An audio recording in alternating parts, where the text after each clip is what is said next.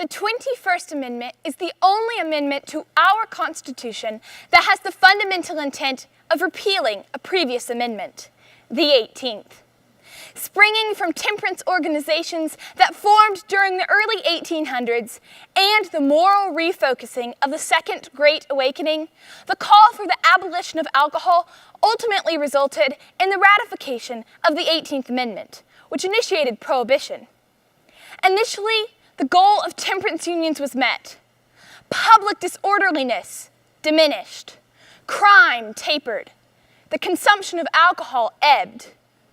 It was not long, however, before all of the desired positive effects took an upswing in an opposite, unexpected fashion. Crime not only increased, but became professional in the form of sophisticated criminal organizations and gangs. Production and sale of alcohol went further underground. The Moderation League tracked arrests due to drunkenness and alcohol-related causes and saw an increase between the years of 1923 and 1926, arguing that hidden alcohol consumption resulted in higher liquor-related arrests. Americans were disillusioned. Journalist H.L. Mencken wrote in 1925 that "There is not less drunkenness in the Republic, but more. Not less crime, but more. Respect for law has not increased, but diminished." State and federal government coffers lost billions of dollars in tax revenue, money that instead lined the affluent pockets of organized crime leaders, such as Chicago's Al Capone. Americans blamed prohibition for the moral decay and disorder. President Hoover remarked in a campaign speech that grave abuses have occurred, abuses which must be remedied. Longtime abstainer J.D. Rockefeller, who had invested hundreds of thousands of dollars in the Anti-Saloon League, withdrew his support of prohibition once he recognized the widespread problems it caused.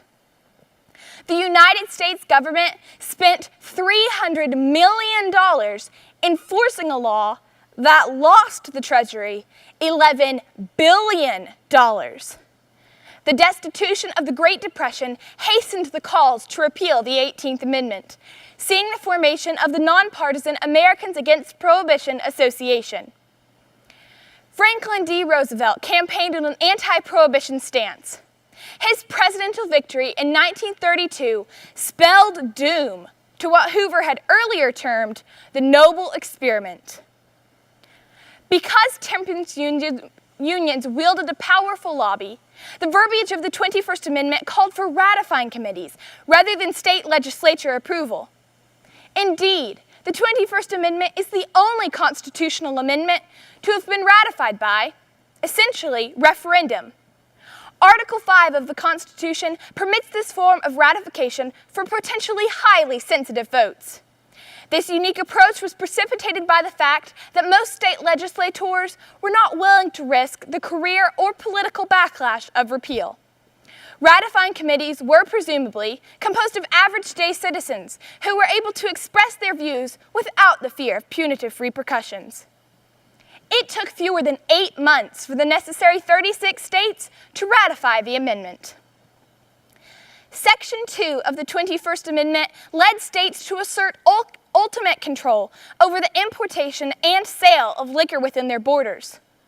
Although some states, counties, and municipalities remained dry, interpretations of the 21st Amendment resulted in lawsuits exploring the legality of liquor license control.